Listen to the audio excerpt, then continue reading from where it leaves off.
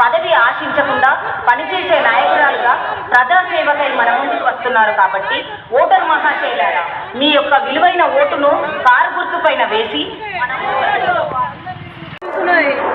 Vote వేస్తేనే ఈ 2000 వస్తున్నాయి. బుద్ధి చెప్పాలి. 4000 ఇస్తానని ఇచ్చిందా? మరి బుద్ధి చెప్పాలంటే ఓటు మీద ఓటు బుద్ధి చెప్పాలి. కారుకి ఎత్తేనే బుద్ధి వస్తాయి.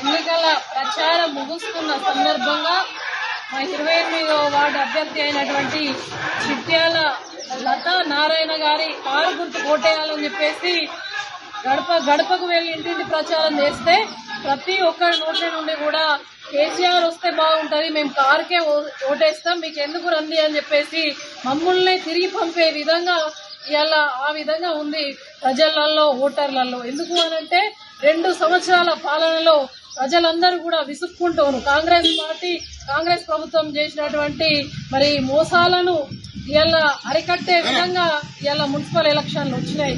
ఓటు మన ఆయుధం. తప్పకుండా ఈ 2 సంవత్సరాల పరిపాలనకు మరి బుద్ధి చెప్పే విధంగా ప్రజలందరూ, ఓటర్లందరూ కూడా డిసైడ్ అయిపోయి ఉన్నారు. తప్పకుండా కారు గుర్తు ఓటేస్తామని చెప్పేసి అంటా ఉన్నారు.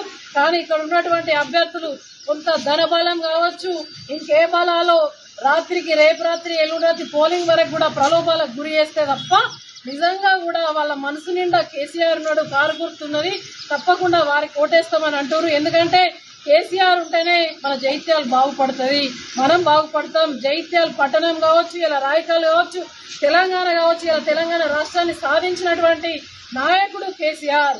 ఇలా జైత్యాల అభివృద్ధి ఏంటంటే కేవలం కేసీఆర్ వల్లనే జరిగింది. నిరుపేదలకు డబుల్ బెడ్రూమ్ ఇండ్లు వచ్చినాయంటే కేసీఆర్ వల్లనే అయినాయి. పెన్షన్లు వచ్చినాయంటే కేసీఆర్ వల్లనే.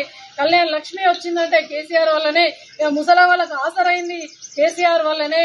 మంచి స్కూల్స్ కట్టిండు, residential schools, BC, SC, ST, minority విద్యార్థుల కోసం.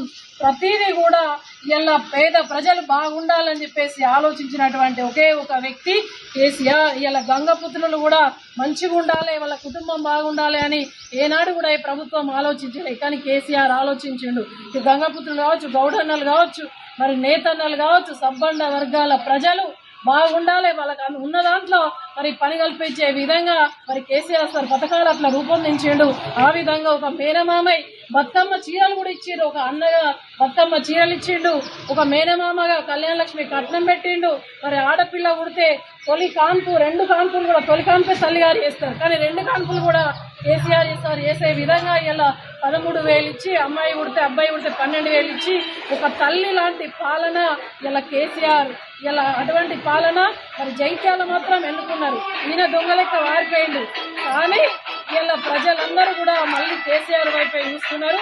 తప్పకుండా కూడా గులాబీ జెండా ఎగరడం ఖాయం 50 వార్డుల్లో అని చెప్పేసి తెలియజేసుకుంటాను. ఓటర్లను మీడియా ద్వారా విజ్ఞప్తి చేస్తున్నా.